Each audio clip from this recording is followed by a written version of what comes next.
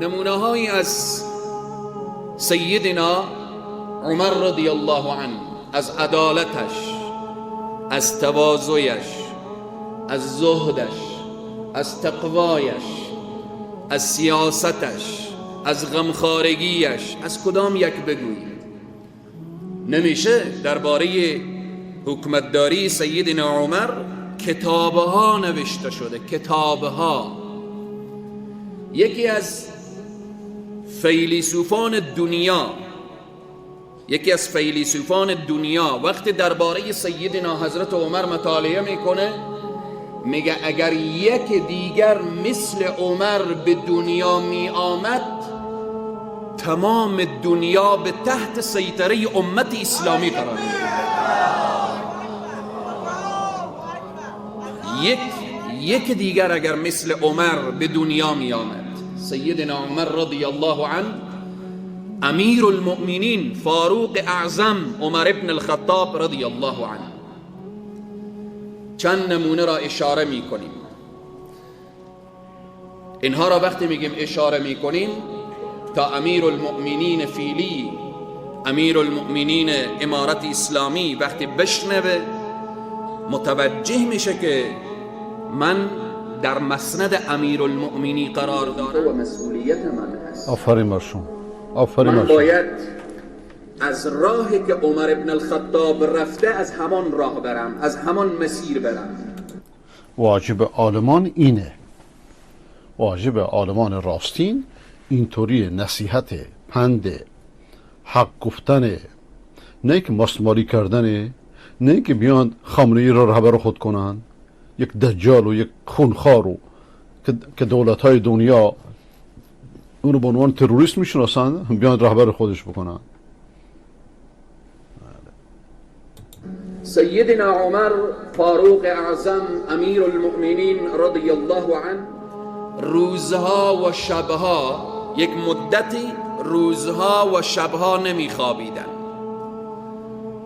آمدن در کنار فاروق اعظم که ای امیر المؤمنین ولنفسک علیک حق، این نفس تو به تو حق داره، روز هم نمیخوابی، شبها هم نمیخوابی، به خاطر چی؟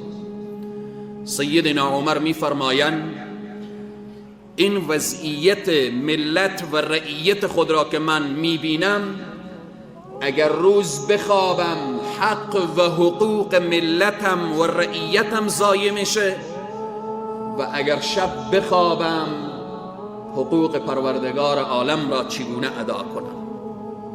نمونه دیگر، روزی سیدنا امیر المؤمنین فاروق اعظم گریه میکردن.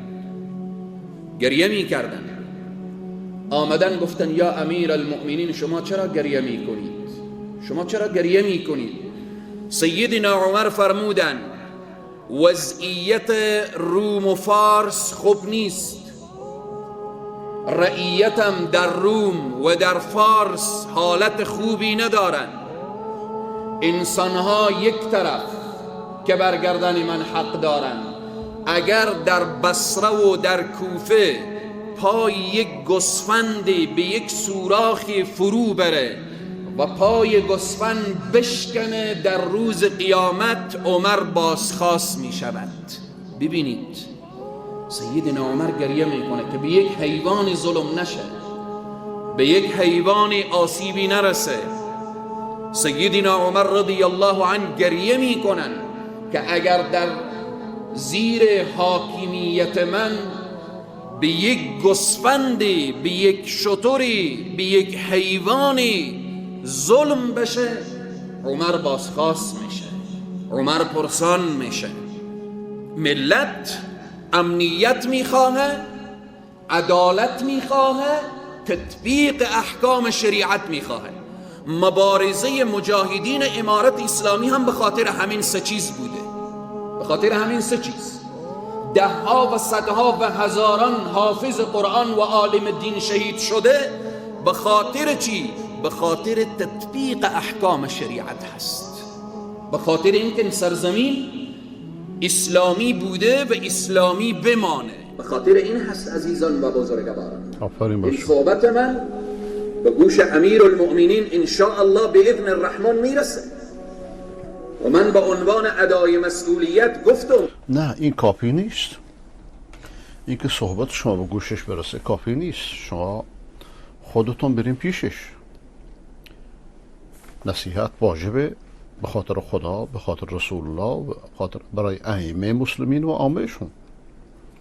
و فکر نمی‌کنم که دیدارشون مشکل باشه. شما انسان ارزشمندی هستید و موضعتون موضع مردانه و مسلمانانه بوده از همون ابتدا و امثال شما رو باید ارج بذارن. سیدنا عمر استاده شد در حضور مردم گفت های مردم، اگر من از روش جناب محمد و رسول الله من جدا شوم و فاصله بگیرم شما با ما چه کار میکنید؟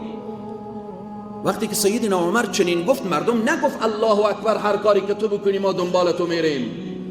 از بین صفوف آن وقت و زمان یک جوان مسلمان او صحابه استاده میشه میگه ای عمر، اگر از خط و مش اسلام و جناب محمد رسول الله یک وجب عقب و کنار بری با شمشیر دست تو را راست میکنم، تو را راست میکنم. سیدنا عمر میگه الحمدلله که در بین امت کسی هست که امیر المؤمنین را راست میکنه.